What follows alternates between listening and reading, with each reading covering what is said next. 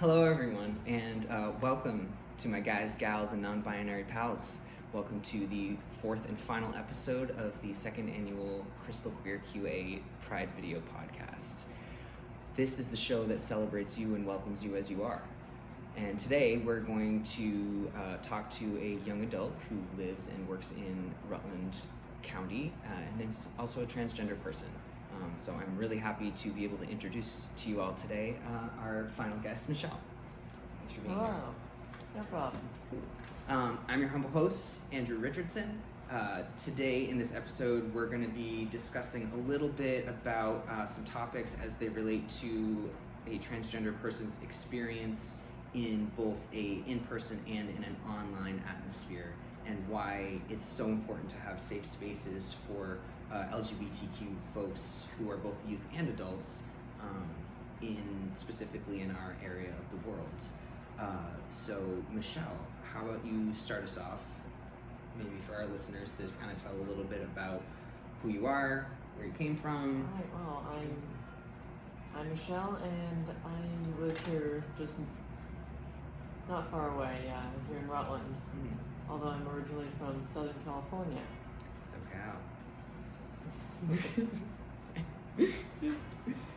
How long did you live in Southern California for? I was born there and I lived out there for about 14 years. Wow. Nice and toasty. Yeah. How does it compare? Yeah, weather-wise to Rutland, Vermont. In comparison, it's a complete culture shock when I moved out here, because it went from a hot, dry, dusty desert to a nice forested, cooler area. You still have that good humidity though, as yesterday. 80 humid is better than 120 dry. That's true. I have not experienced with the West sand. Coast. Oof. Gosh. All the sand, it gets everywhere. So you came to Vermont right after you went to California, or came from California? Yeah, we moved straight from California to right here in Vermont. Gotcha. And when you say we, you mean you and your family? Yes, me, my sisters, and my mother. Nice. That's really cool.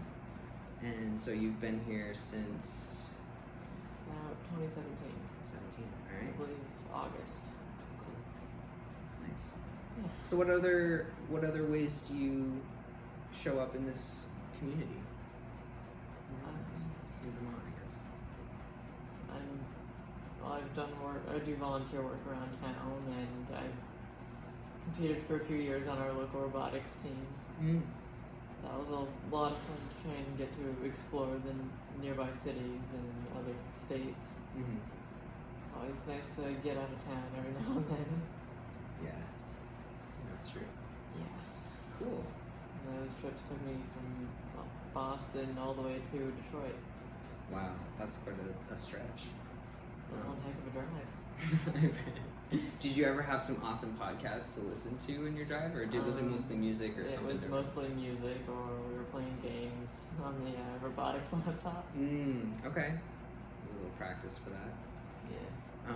So another thing I'm curious about, just you as a human individual, how has your experience in rural Rutland, Vermont been as a trans person? Well, I'm gonna be honest, out here being trans has been a lot easier for me. As when I was out in Southern California, places like that, they are so unforgiving towards people like us that after my older sister had come out, I was genuinely afraid that I would be attacked if I came out. Because of the verbal berations that she got from neighbors, from even my own stepfather. It just shows that some people just don't have the situations they need for acceptance. And luckily I was able to wait until we were out here to actually be able to come out and be who I want to be. And once I did, I not only felt a lot happier, but I was accepted by my friends and my family. And just knowing I had that opportunity makes me feel so lucky. Yeah, that's awesome. I know so many out there aren't as lucky as I am. That's the truth, for sure. One thing I'm a little bit curious about after hearing you talk about that is, like,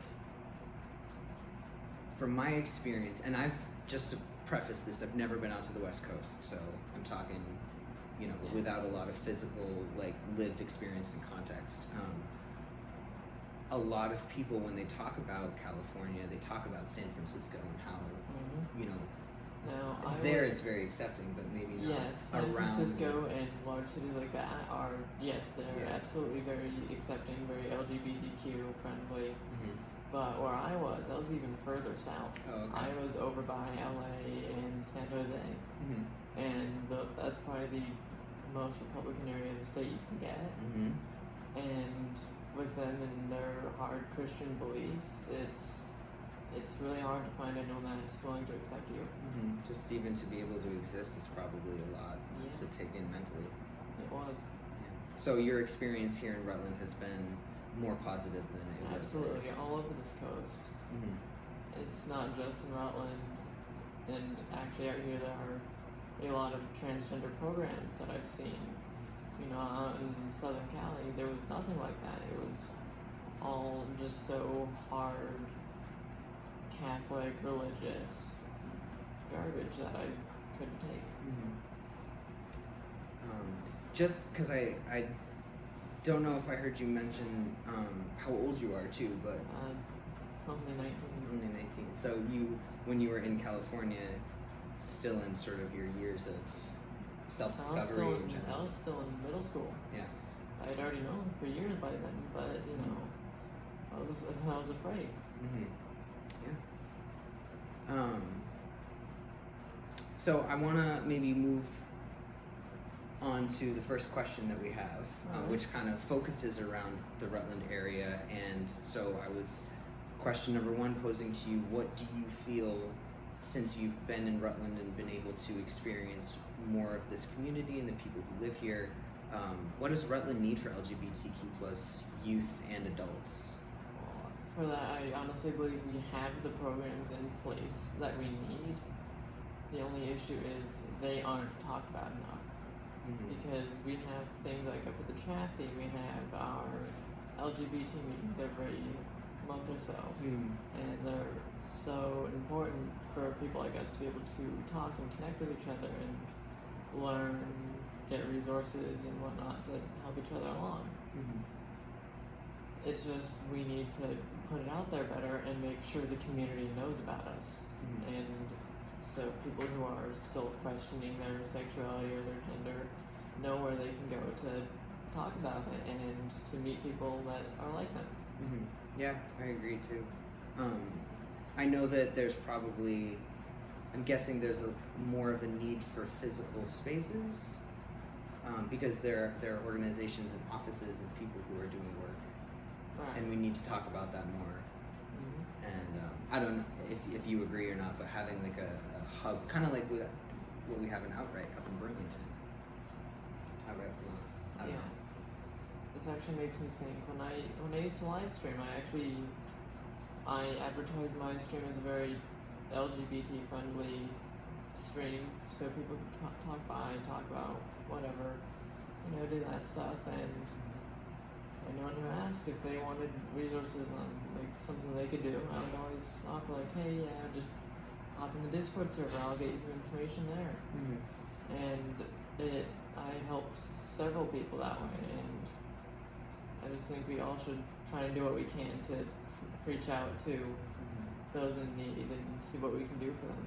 Yeah, I agree 100% as well. Some of the places that we already have in Rutland, because I wrote a couple of these down, I mean, like you were saying, the Rutland Plus socials every month, those are continuing to happen each month, and they can, you know, the information can be found on Facebook and on the Social Tinkering website. There's also the Rutland Rainbow Group on Facebook, which is run by Carly Haven, another online space.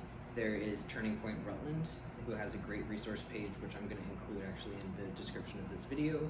And then we have the Partners for Prevention of 802 as a resource as well. So those are just a few of them, but like you said, there are many more across the state, and we just kind of need to be all together communicating about them more and sharing. Yeah, we need to communicate more and just in general be louder, rather than just going with these online spaces that so many people actually need to search for to find.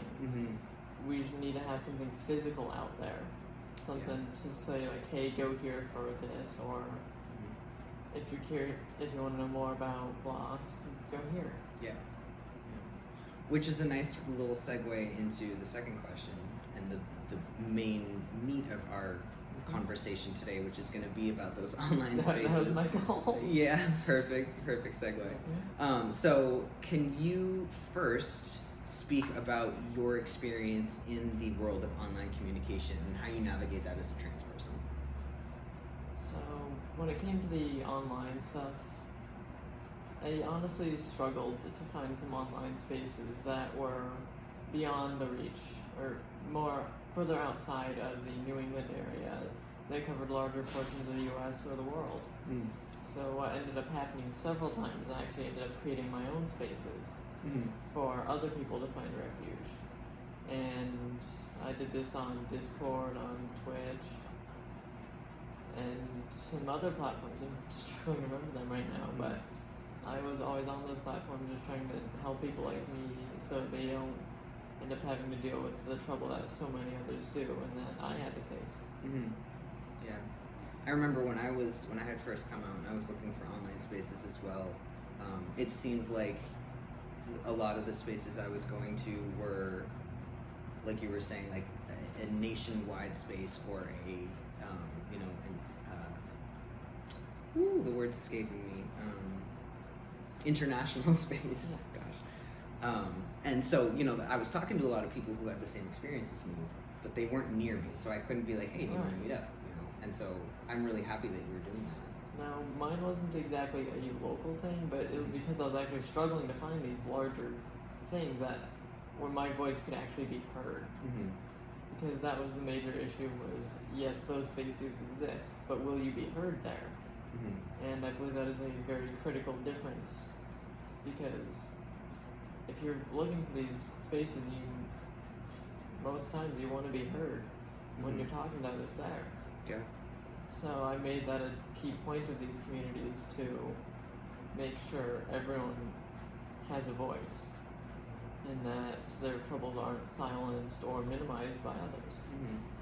Because I've had issues with that. I've had my own struggles minimized by, or people trying to minimize them with their own. And that's never okay. Yeah, agreed.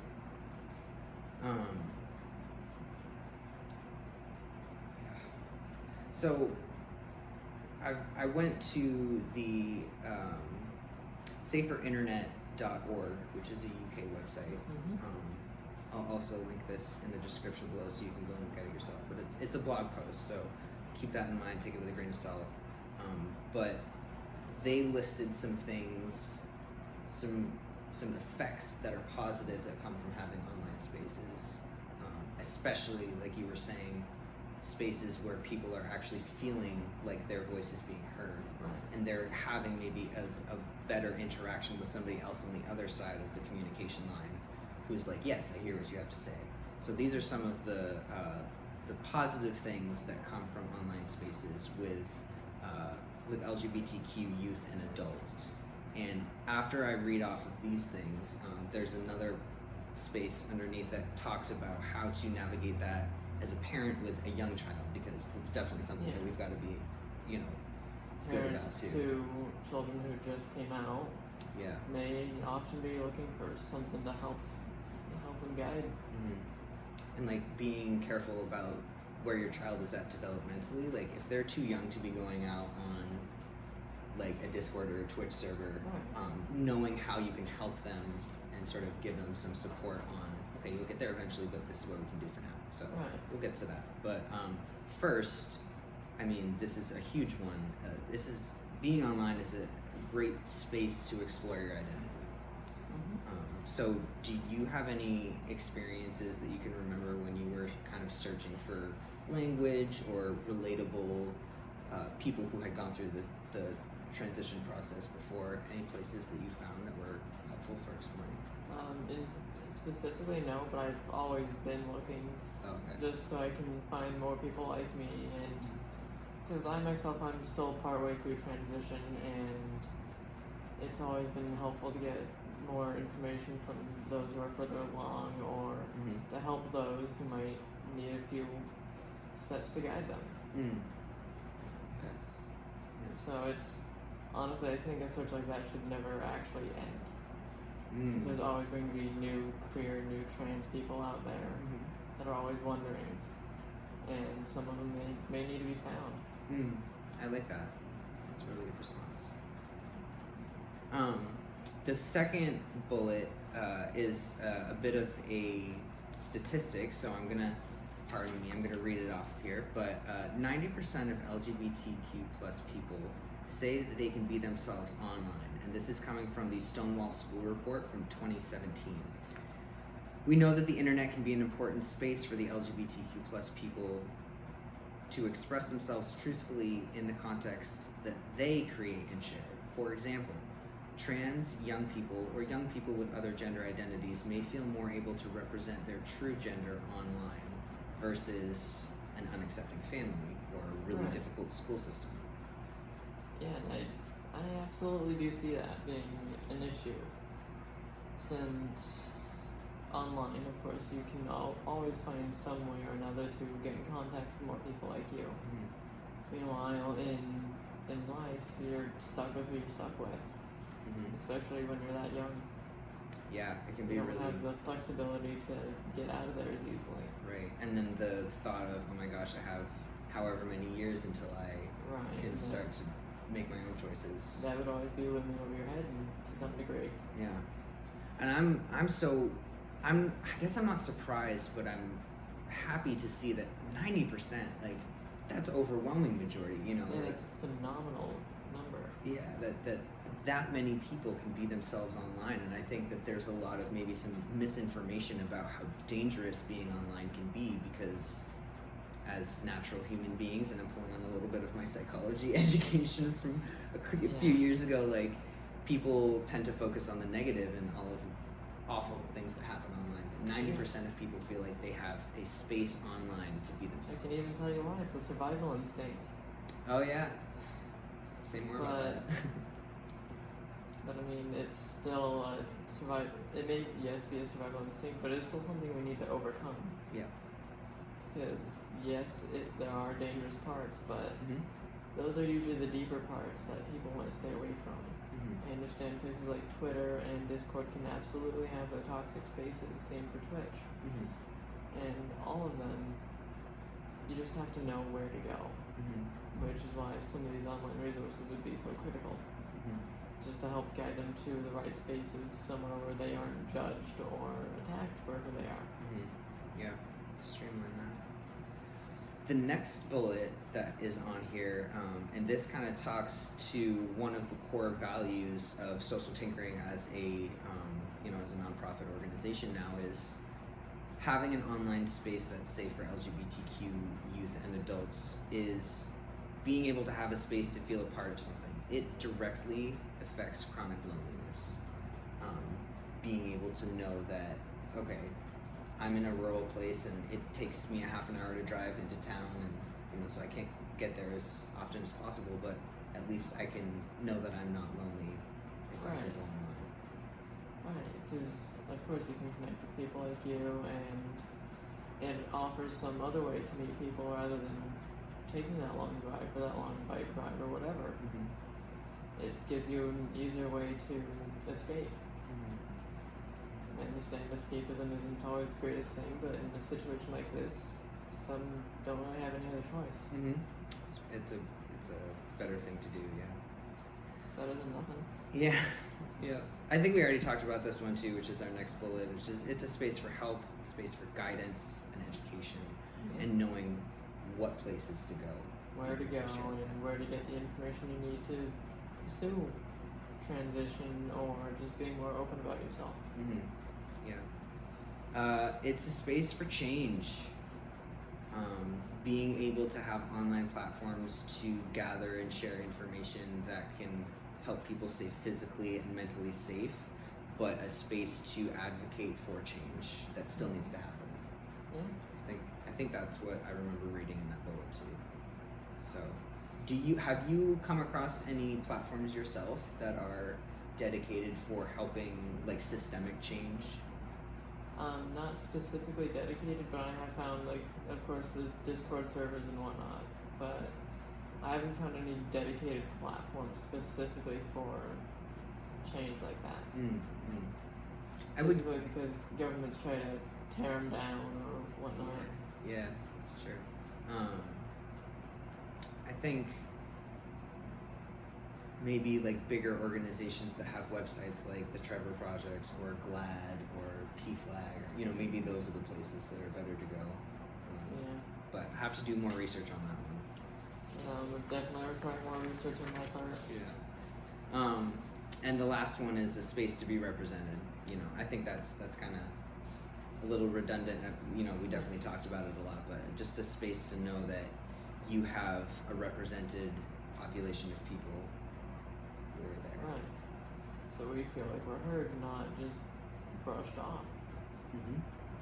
So the next thing I was hoping to chat about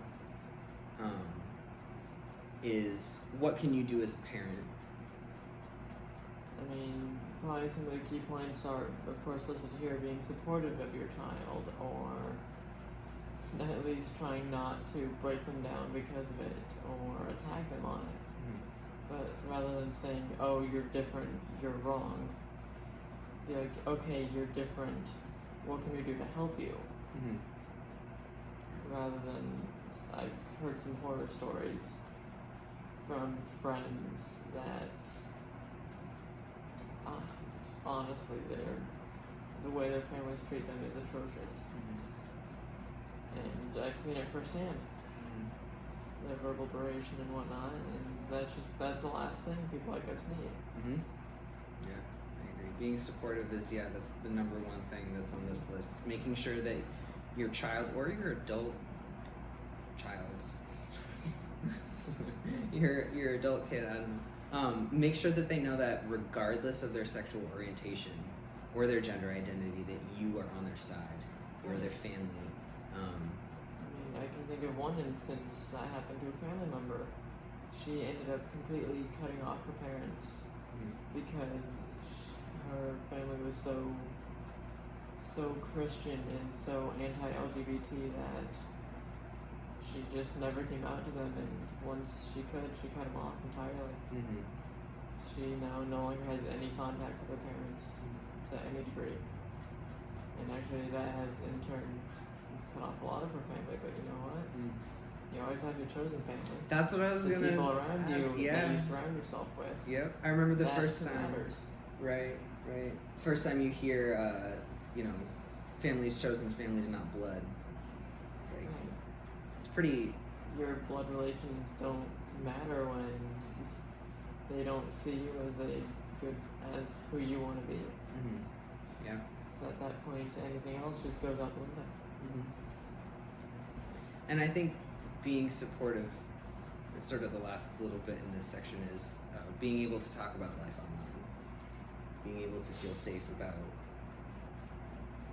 sharing what you're learning and the people who you are talking to. Right, to just support those around you and all that stuff, to offer guidance.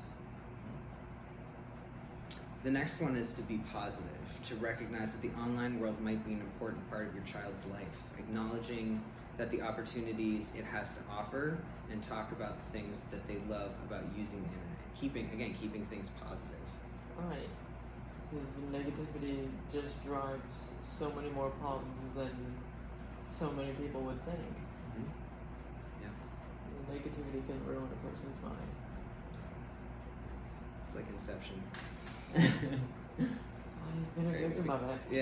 Yeah, it can be such a small thing that maybe you don't even realize you're doing, but if there's that negativity there, I mean, kids I know can pick up on that really easily.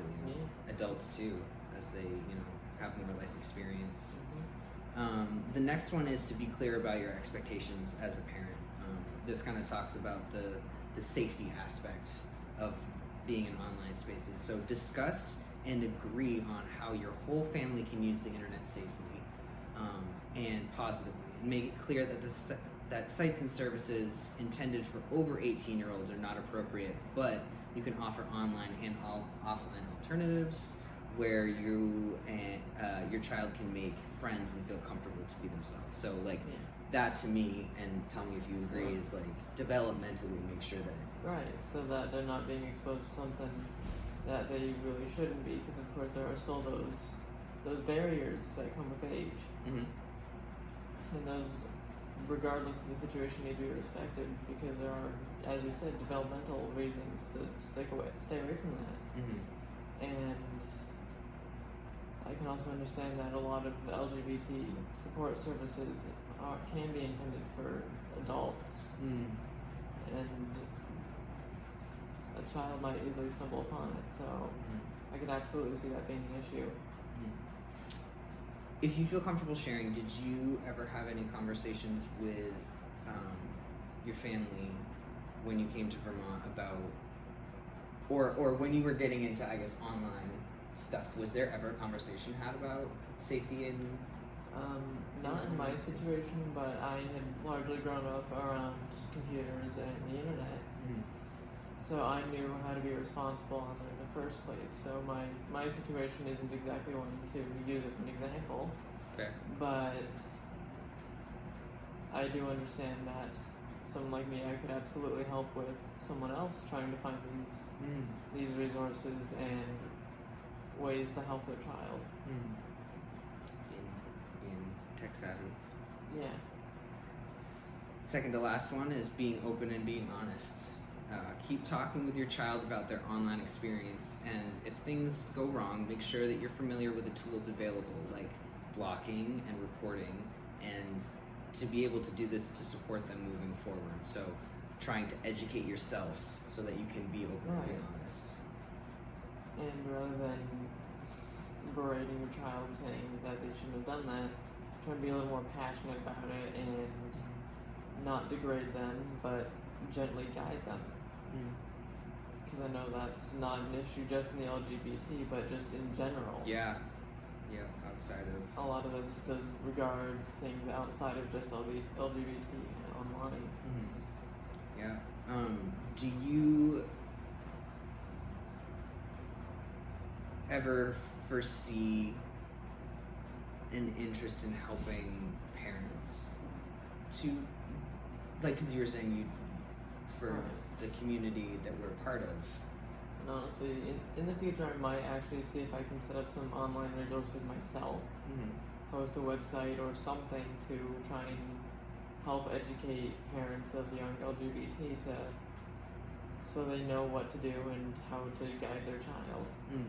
Because someone who might not know, they might be looking for resources online, something simple and concise to help out, but a lot of those sites out there aren't. And something like I would be thinking is a site which sort of branches out into other medical systems and whatnot to provide these resources, but to kind of provide a central hub for all this information so a parent can easily navigate it. Yeah. One thing I actually was just thinking of as you were saying that was another online presence, and we can sort of thank COVID for that, I guess, is being able to access your child's doctor if you're already open and accepting of their identity and using them as a resource too. Right. Because of course there is always the aid of independent research, but you can honestly never get better expertise than someone who's studied it and has a degree in that field. Yeah. So that would absolutely be a major help, is just talking to your child's doctor about it. Because for me, that was one of the first things we did, was we went to my pediatrician at the time, and she guided us to a place up at UVM, and they've helped me since. They took me to Dartmouth, and so right now that's where I am. And the guy there has been amazing. That's awesome. That's really cool. Dartmouth has been wonderful for my transition as well. The people who are in that office in plastic surgery have been wonderful.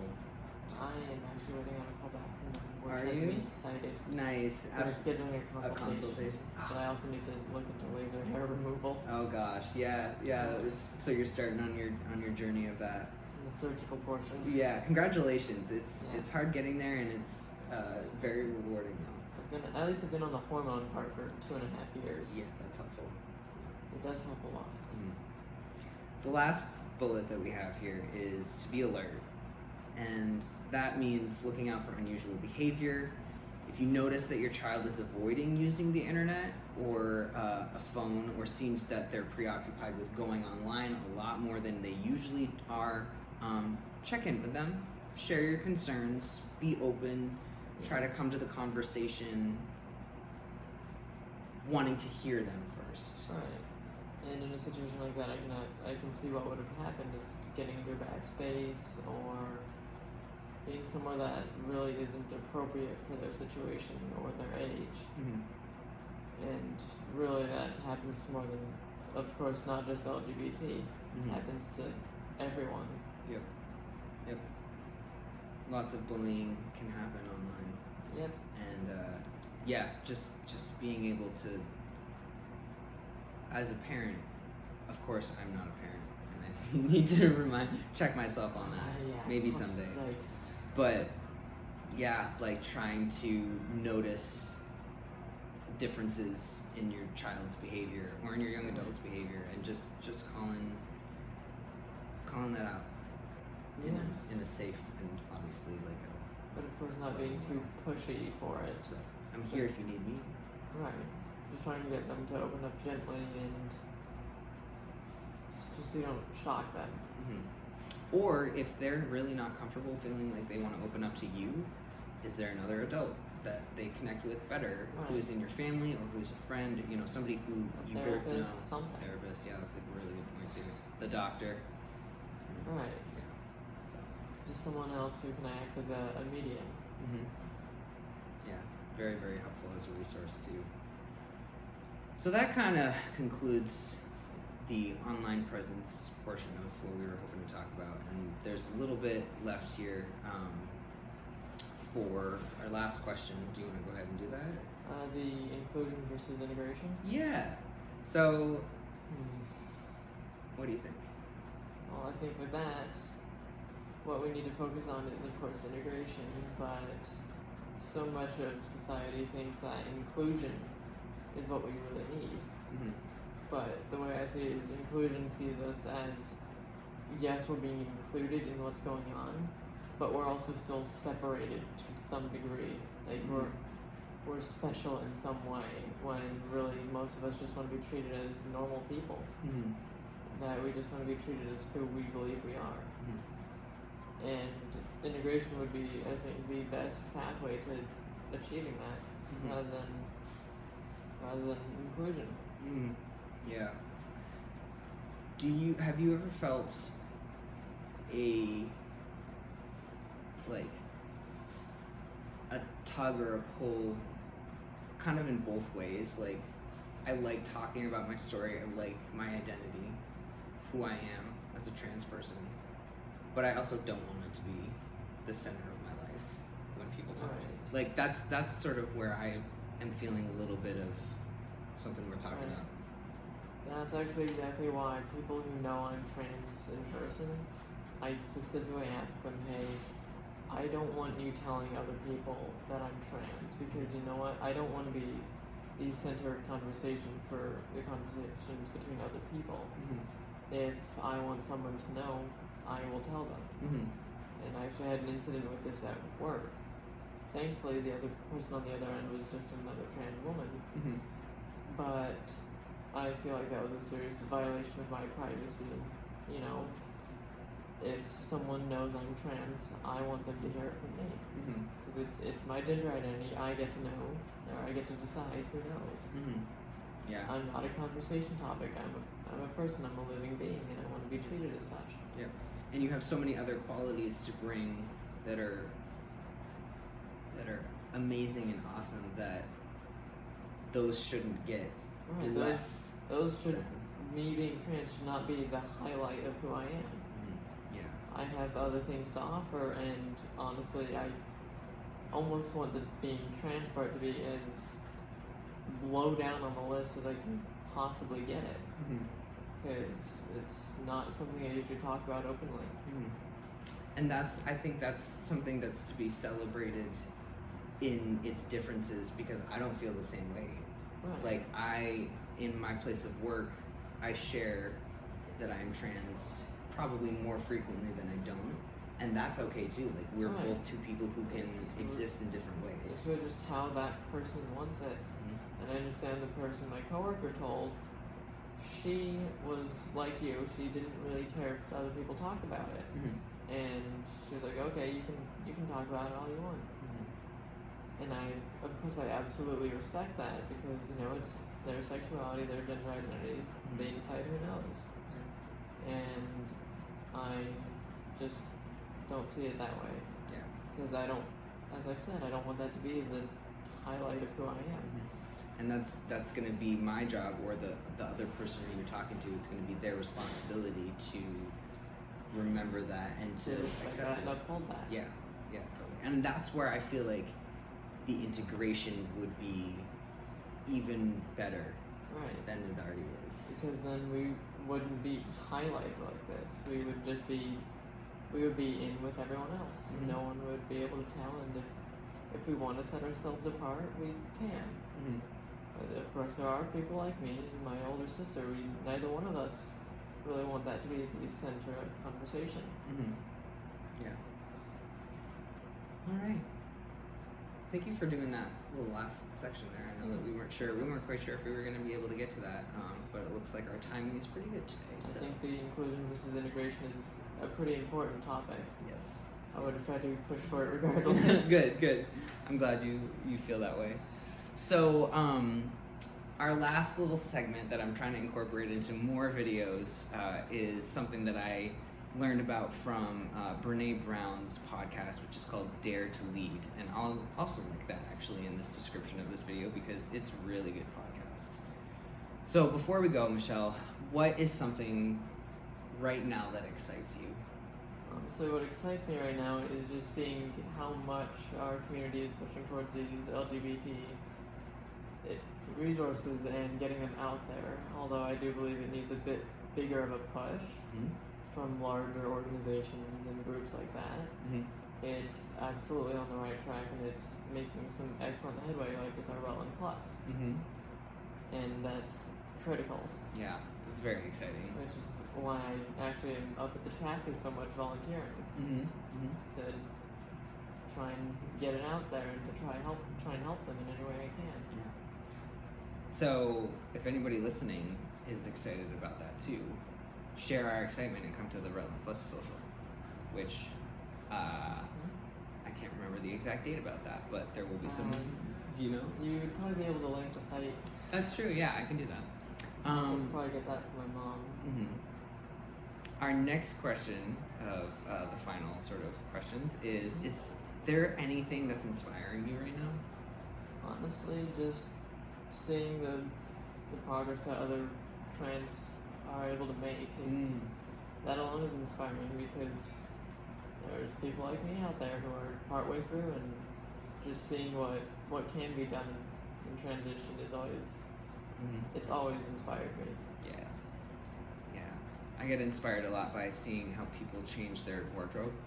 So yeah, I've completely overhauled mine in the last couple of years. Good, cool. I'm still working on getting some shorts though. Yeah, shorts are hard, you know, especially in Vermont where we've got like way more cold months than warm. Oh, I could wear shorts in the dead of winter. Wow, good for you. I'd be freezing my little toes off. I'm just all around thermally resistant. I could walk into the Hannaford's deli cooler for an hour and not care. Wow, that's amazing. I grew up in the desert. And now you're just very well equipped for the cold too. Yeah. All right. The heat's remained. The heat's remained? I can still take heat. Wow, good for you. I can't. That's one thing that's annoying about being on testosterone as a hormone is my heat sensitivity goes up a little bit, just like my core body temperature. I just run colder. I already ran cold before.